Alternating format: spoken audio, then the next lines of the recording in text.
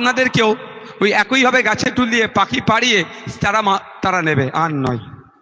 অনেক হয়েছে ভোট নিয়ে, সহজ সরল মানুষকে অনেক বুঝিয়ে ভোট নিয়েছেন। লড়াই চাই, লড়াই করে বাঁচতে চাই বলেছেন। ক্ষতিগ্রস্ত কার হয়েছে? এই আমার দাদু আমার বাবার, এখন আমার হচ্ছে। ও স্লোগান বন্ধ করতে হবে। যদি লড়াই চাই, আগে মোহাম্মদ সেলিম সাহেব এসে লড়াই করো, আগে সুজন বাবু এসে লড়াই করো, আগে মমতা ব্যানার্জি এসে সামনে লড়াই করো, আগে অধীর বাবু এসে সামনে লড়াই করো। আমরা ভোটার পেছনে দাঁড়িয়ে থাকবো। তোমরা সিয়ানে অর্থাৎ নেতাতে লড়াই করবে, দেখবো কে হারছে কে জিতছে। আমরা আর লড়াই যাব না। এই বলছে বলি আমাদের উপরে রাগ হয়ে যাচ্ছে। সব সময় আমাদের মাথায় কাঁঠাল রেখে খাবে। আরে ভাই, কাঁঠালের কতটা গুরুত্ব হয়তো বুঝতে পারছি না। সেন্ট তো নাকি আসছে ভাই। হ্যাঁ, এবার তো আমাকে খেতে হবে আমার কাঁঠাল। ও আমার কাঁঠাল আমার মাথায় রাখবো, তুমি খেয়ে বেরিয়ে যাবে, এ হবে না। নিজেকে এখনো সংযুক্ত মোর্চার বিধায়ক বলি, কারো বলি, একসাথে আমরা লড়াই করেছিলাম। তবে হ্যাঁ, আমাদের বন্ধুত্ব ছিল। আমাদের বন্ধুত্ব থেকে আমরা এখন কি ডিটাচে আছি। তবে শত্রুতা এখনো শুরু হয়নি। যদি কেউ মনে করে আর 5টা রাজনৈতিক দলের সাথে রাজনৈতিক শত্রুতা যেরকমভাবে হয়, যদি কেউ করতে চায়, আমরা কিন্তু তার যোগ্য জবাব গণতান্ত্রিক প্রক্রিয়াতে দিয়ে দেব। আছে তথ্য আমাদের কাছে অনেক। এই দক্ষিণ 24 পরগনা জেলার কথা বলছি, শুধু একটা পয়েন্ট শুধু হিন্স দিয়ে ছেড়ে দিচ্ছে। অনেক ধর্মনিরপেক্ষতার গল্প করে নয়। রেজ্জাক মোল্লা সাহেব যখন তিনি বামেদের সাথে যুক্ত ছিলেন, সিপিআইএম এর যখন করতেন, জেলা সভাপতি নেতার সাথে যে নাটক হয়েছে, যে ভোটাভুটি হওয়ার পরেও তাকে শুধু তার নাম রেজ্জাক মোল্লা থাকার জন্য জেলা সভাপতি দেওয়া হয়নি, সেসব ডেটা আমাদের কাছে কিন্তু রাখা আছে, মাথায় রাখবেন। সময় যদি আমরা পোল খুলতে শুরু করি, বিপদ হবে। বিপদ মানে লোক ছিছি করবে। মালিক ভাই বললো না যে 2-4টে বাড়িয়ে ঘুরছে রাস্তায়, সেটাও আর ঘুরতে পারবে না। আমরা আবারও বলছি, বন্ধুত্ব ছিল, এখন আমরা ডিটাচে আছি। তারা তাদের মতো লড়াই করছে, আমরা আমাদের মতো লড়াই করব। তারা তাদের মতো মানুষকে বুঝিয়ে ভোট চাইবে, আমরা আমাদের মতো মানুষকে বুঝিয়ে ভোট চাইব। মানুষ যাকে চাইবে সে পার্লামেন্টে যাবে, তাই তো? তবে কারো যদি মিথ্যাচার করে, মিথ্যার আশ্রয় নিয়ে, কাদের নামে মিথ্যা অভিযোগ করে কেউ যদি মনে করে দেখে দিতে চাইবে, আইএসএফ কিন্তু বসে থাকবে না। কারণ ব্রিগেডের ময়দানেও আমাদের স্লোগান কি ছিল? আমরা ভারতীয়, আমরা গর্বিত, ভিক্ষা নয় অধিকার চাই। ওর অধিকার লড়াই এসেছি আমরা। বন্ধুগণ যারা এসেছেন, আপনাদের তো ইতিপূর্বে বলা হয়েছিল বুথে কম করে 4 থেকে 5টা দেয়াল লেখার কথা। আশা করছি আপনারা সেগুলো কমপ্লিট করতে পেরেছেন। অনেক জায়গায় দেখছি, অনেক বুথে, এখানে যদি হয়নি, আমাদের দেয়াল লেখা ছিল এই কাদা দিয়ে মাটি দিয়ে মুছে দিচ্ছে। ভালো কথা, ভালো কথা, মুছছে, তার মানে ওষুধ কাজ হচ্ছে। বুঝতে পারছেন তো? ওষুধ কাজ হচ্ছে। হোমিওপ্যাথি ওষুধ হলেও কি হবে? ধীরে ধীরে কাজ হচ্ছে, হবে। আমরা তাড়াহুড়ো করতে তো চাইনি। 75 বছর ধরে আমাদেরকে পিছিয়ে রেখেছে। দাঁড়াও, এই তো সবে 3 বছর হয়েছে। ডবল ডিজিটে আমরা পৌঁছাই, বুঝে যাবে। কিন্তু কাজ হচ্ছে ঔষধের। সে পঞ্চায়েত ভোট থেকে শুরু করে বিভিন্ন ভোটে। ভাই যারা উপস্থিত হয়েছেন, কর্মীদের বলবো, আপনারা মিটিং মিছিল তো বড় হবেই। মিটিং মিছিল কি ছোটখাটো হবে নাকি? বড় তো হবেই। কিন্তু বুথের যারা নেতৃত্ব, অঞ্চল যারা নেতৃত্ব আছেন, আপনাদেরকে দায়িত্ব কি নিতে হবে? বুথে গিয়ে বুথ কমিটিকে বসে, যেমন বসছেন আবার বসবেন, ভাগ করে দিতে হবে যে এই 10 জন, এই 30 জন, এই 20 জনকে বুথের সভাপতি দায়িত্ব নেবে। ওদেরকে কিভাবে মনিটরিং করা যায়, ওর ভোটটা কিভাবে আইএসএফ আনা যায়। যারা আমাদেরকে ভোট দেবে না মনে হচ্ছে, তাদের কাছেও যেতে হবে, তাদের ভোটটাও কিভাবে আনতে হবে। অর্থাৎ বুথ কমিটির দায়িত্ব নিতে হবে। ওই বুথটাতে একটা ভোট নাও বিজেপি, তৃণমূল তথা বিজেমূলের কাছে যায়। সব ভোটই যাতে খামচিহ্নের পক্ষে আসে, সব ভোটই যাতে আস্থার প্রতীকের কাছে আসে, সব ভোটই যাতে ভরসার প্রতীকের কাছে আসে, সেটা বলতে হবে। যেদিন আপনি কাজ করতে থাকবেন, মিটিং মিছিলের ডেট দেওয়া হবে, মিটিং মিছিল হবে, প্রার্থী বিভিন্ন অঞ্চলে গিয়ে আপনাদের সাথে মালিক ভাই আছে, অনির্বাণদা আছে, বিভিন্ন নেতৃত্বরা আছে, তাদের সাথে যে কমিটি হচ্ছে সেই কমিটিতে আপনারা ডেট জানিয়ে দেবেন, বা আমরা আপনাদেরকে বলে দেব অমুক দিনে আপনার অঞ্চলে ভিজিট করবে। আপনার অঞ্চলে তার আগের দিনে বা সেই দিন সকাল থেকে মাইকিং হবে, মানুষের কাছে যাবে, প্রার্থী সাধারণ মানুষের কাছে যাবে, দোয়া আশীর্বাদ ভোট চাইতে যাবে। আপনারা সেগুলোকে নিয়ে মানুষের কাছে নেবেন, মানুষের কাছে দাঁড় করাবেন। মানুষ দেখবেন স্বতঃস্ফূর্তভাবে এগিয়ে আসবে আশীর্বাদ দোয়া করতে। আপনারা দেখেছেন, আমি এতে গিয়েছিলাম বালুরঘাট আর মুর্শিদাবাদে। জঙ্গিপুরে সত্যি কথা বলতে আমাদের সংগঠন খুব স্ট্রং নয় এই যাদবপুরের মতো, কিন্তু জঙ্গিপুরে অত ভোটার, অত ভালোবাসার মানুষ আমাদের আছে, আমি না গেলে জানতে পারতাম না। বেলা 2টোর সময় প্রোগ্রাম রেখেছে, আমি তো প্রচুর চিৎকার চেঁচামেচি করলাম ওদেরকে গিয়ে। বেলা 2টোর সময় প্রোগ্রাম রেখেছে, মাথার উপরে ছাউনিটাও ঠিকঠাক দেয়নি, তলায় বসার চটও দেয়নি। আমি বললাম কি টাকার অভাব আছে, কেন এ কাজ করেছো? বলছে ভাইয়ান প্যান্ডেলওয়ালাকে বলছি, কে বলছে যদি চেয়ার দিই, ওপরে তৃণমূলের নেতারা বলেছে যাও তুমি এ দিতে পারবে না, কি বলে এটাকে, ছাউনি দিতে পারবে না, আর যদি ছাউনি দিই তলায় চট দিতে পারবে না। এরকম ভাবে তৃণমূলের নেতারা আমাদেরকে হুমকি দিয়েছে, কি করব। কিন্তু সত্যি বলছি আপনাদেরকে, এত ভালোবাসার মানুষ, এত আমাদেরকে ভালোবাসছে, এত ভরসা করছে, ওই গরমে যতটুকু পেরেছে ওর মধ্যে একদম চেপে বসে আছে। এবার তো আমাকে ভয় লাগছে ভাই, যা রৌদ্র এখানে চলছে, যে আমি আসানসোলের কথা ভুলে যাচ্ছি না, কোনো এক রাজনৈতিক দলের নেতারা এই বস্ত্র বিতরণ করছিল, এই বস্ত্র নিতে গিয়ে চাপাচাপিতে মারা গিয়েছিল, খেয়াল আছে? তার যার যিনি অর্গানাইজ করেছিল সেকে জেল খাটতে হয়েছে, ওটা তো আমি ভুলে যাইনি। ও বা মমতা ব্যানার্জি, আমার একটা শব্দ দিতে ভুল পাই ধরবে আর জেলের মধ্যে ভরে দেবে।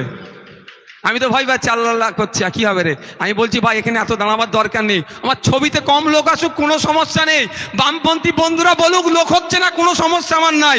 তোমরা সাইডে যাও ভাই, গাছতলায় যাও, বিল্ডিং এর নিচে যাও, আমার আওয়াজটা শুনে নিলি যথেষ্ট। কি করব ভাই, আমার ছবিতে ভালো আসবে, বামপন্থী বন্ধুদের দেখিয়ে বলবে এই দেখো আমার এত লোক হচ্ছে, ওতে আমি বিশ্বাসী নয়। আমার দূরে থাকলেও হবে, খোলো তো, দূরে থাকলেও হবে, আওয়াজটা শুনলে ভোট দিলেই যথেষ্ট। তাই মানুষ আমাদেরকে চাইছে, আমাদের কাজ শুধু পৌঁছে যাওয়া, আমাদের কাজ পৌঁছে যাওয়া। 2021-এর আগে ভাঙড়ের সহ রাজ্যের মানুষকে কি বলেছিল, বিজেপি চলে আসবে, বিজেপি চলে আসবে, সিএ করে তাড়িয়ে দেবে।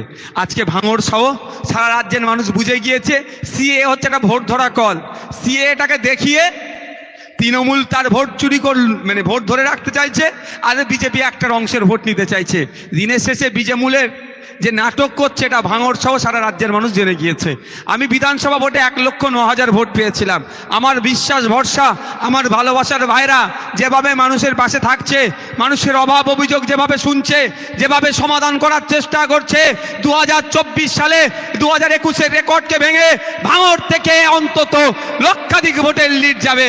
আমি আশা করছি প্রায় লক্ষাধিক ভোট আমরা এখান থেকে পাবো। আমার ভরসা 1,09,000 ভোটকে ভাঙড় যারা নেতৃত্বরা আছে দায়িত্ব নিয়ে সেটা পার করবে। হবে তো নাকি ভাঙড়ের ভাইরা? মানুষের কাছে পৌঁছে যান।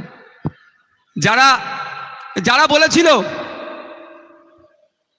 যে বিজেপি চলে আসবে, তারা বিজেপিকে কতটা আটকাতে পারছে ভাই, আপনারা গিয়ে বলবেন। আমাদের হাতে সুযোগ দিতে বলুন, কাকে কিভাবে গণতান্ত্রিক প্রক্রিয়ায় আটকাতে হয় সেটা আমরা ভালো করে দেখিয়ে দেবো, আর সে কল আমরা ভালো করে জানি। যারা 2021 সালে অনেক ভয় দেখিয়েছিল, 2024-এর আর ভয় দেখানোর কোনো জায়গা আছে ভাই? বরঞ্চ আমরা বুথে বুথে চলে যাব, গিয়ে এই বিজেপির বিরুদ্ধে ক্যাম্পেনিং করব। বাস্তব বলছি তো, একজন বিজেপির দাঁড়িয়েছে এখানে, কি নাম ওনার জানেন? কি গাঙ্গুলি মহাশয়। আর দেখতেই পাওয়া যায় না, শুনলাম না উনি নাকি দিল্লিতে বেশি থাকেন, বাংলা ভাষা হয়তো বেশি ভুলেই গিয়েছে, হিন্দি আর ইংলিশ উনি জানেন, বাংলায় থাকে না। তাকে ভোটটা দিয়ে লাভটা কি হবে? বিগত দিনে মিমি চক্রবর্তী মহাশয়কে ভোট দিয়েছিলাম, যাদবপুরবাসীর জন্য কটা কথা বলেছে, কটা ডিবেটে অংশগ্রহণ করেছে, কি করেছে তার ডেটাটা 5 বছর শেষ হয়েছে, তাকে দিতে বলবেন। আর বন্ধু যারা আমরা এখানে পঞ্চায়েতের নেতৃত্বরা, বুথের নেতৃত্বরা, ব্লকের নেতৃত্বরা আছে, আপনারা জোর গলায় বলবেন যে পারলে বিধানসভার টিভিটা চালাতে বলুন, বা স্পিকার স্যারের মাধ্যমে প্রসেসিংটা আমার যেগুলো পারফর্ম করেছি বিধানসভার মধ্যে সেটা জনমানুষে দিয়ে দিক। আমাদের 2.5 বছরের বিধায়ক ভাঙড়বাসীর জন্য কথাটা বলেছে। আর আমার ল্যাডের টাকা আমি বিগত দিনে বলছি, আজকেও বলছি, 5 বছর শেষ হওয়ার আগে 3 কোটি পাওয়ার দরকার ছিল। আপনাদের মূল্যবান ভোট নিয়ে বিধানসভার মধ্যে মমতা ব্যানার্জিকে এমন প্রশ্ন করেছি, এমন কথা বলেছি। 2011 সালের আগে এমএলএ ল্যাডের টাকা ছিল বছরে 60,000 টাকা, 60 লাখ টাকা, সেটা 10 লাখ টাকা বাড়াতে বাধ্য করেছে এই ভাঙড়ের বিধায়ক। এখন 70 লাখ টাকা হয়েছে। সেই যেটা 3 লাখ, 3 কোটি সামথিং লাখ টাকা হচ্ছে, যে টাকা হচ্ছে, আমি কি বলেছি আপনাদের বিগত দিনে ভাঙড়ের যারা বন্ধু আছেন এবং যারা অন্যান্য বিধানসভা নেতৃত্বরা এসেছেন তাদেরকেও শুনিয়ে রাখি, আমি বলেছি আমার ল্যাডের টাকা সরকার পক্ষ খরচ না করতে দিলেও আমি তো খরচ করব। যদি খরচ না করতে পারি, যে টাকা বাকি থাকবে আমার গাঁটের টাকা, আমার বাড়ি থেকে টাকা নিয়ে এসে ভাঙড়ের মানুষের জন্য উন্নয়ন করে দেবো। আর কি বলেছি, 5 বছর শেষ হবে, আমার পিরিয়ড শেষ হবার সাথে সাথেই এই 5 বছরে আমি ভাঙড়বাসীর জন্য কত কি করেছি, কজনের জন্য সই করেছি, আইডি কার্ডে কতজনের রেকটিফিকেশনের সই করেছি, আধার কার্ড থেকে শুরু করে রেকমেন্ডেশন থেকে শুরু করে কতজনকে ব্লাড দেওয়া হয়েছে, টোটাল ডেটাটা আমি জনমানুষের কাছে এই খামে ভরে প্রতিটা বাড়িতে বাড়িতে ভাঙড়ে আমি পৌঁছে দেওয়ার চেষ্টা করব। আমি তো করব বলেছি। আমার তো এখন পিরিয়ড শেষ হচ্ছে না ভাই। কার পিরিয়ড শেষ হয়েছে? মিমি চক্রবর্তী মহাশয়ার। তো তাকে বলুন 5 বছরে কি পারফর্ম করেছেন, দেখবেন নীল। ভাঙড়বাসী তো দূরের কথা, এন্টায়ার যাদবপুরবাসীর জন্য কোনো আওয়াজ তোলেনি। যখন কৃষকদের বিরুদ্ধে বিল পাস হয়েছিল সেই সময় কোনো কথা বলেনি। তাই আমরা যদি অনির্বাণ বাবু অর্থাৎ বিজেপির প্রার্থীকে কেউ ভোট দিয়ে জিতিয়ে পার্লামেন্টে পাঠাতে চাই, ঠিক ওই মিমি চক্রবর্তী মহাশয়ের মতো হবে। আর এখন থাকলো কে,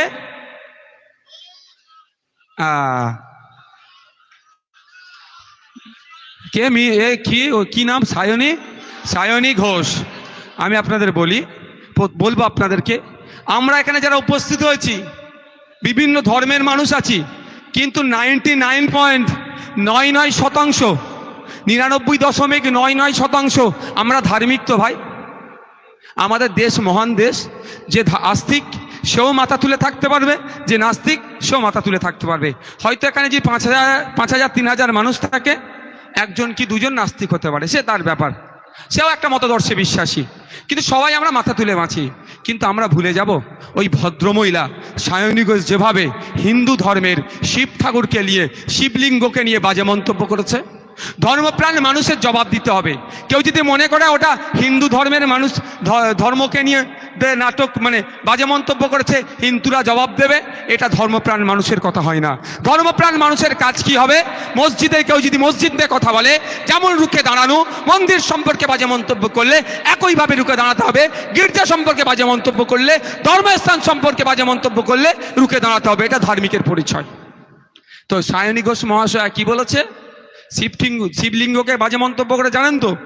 তা আমরা কি করব? ওকে যদি আমরা প্রশ্রয় দিই, ওনাকে, ওই ভদ্র মহিলাকে যদি প্রশ্রয় দিই, তাহলে আগামী দিনে এই ধরনের বাজে মন্তব্য বিভিন্ন ধর্মকে নিয়ে করবে। যারা ধর্মকে নিয়ে অবজ্ঞা করে তাদেরকে আমরা একটাও তাদের পক্ষে না ভোট যায়, তার জন্য আমরা বুতে বুতে চলে যাব।